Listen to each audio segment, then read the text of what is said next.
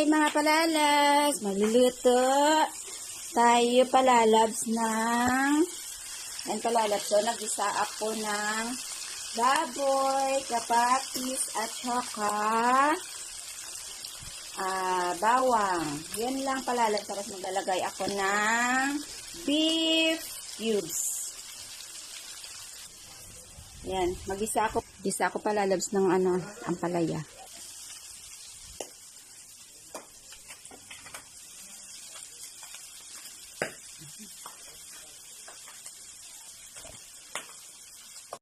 Kailangan ko palalabs tubig.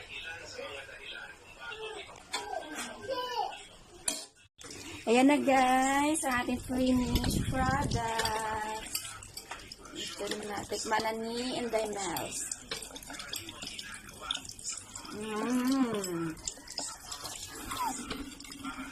Itong ang palaya ko, half cook lang. Ang sarap guys. Sarap. Thank you for watching guys. Ito ang simpleng luto. Simpleng din niya. Inday Mouse, babus.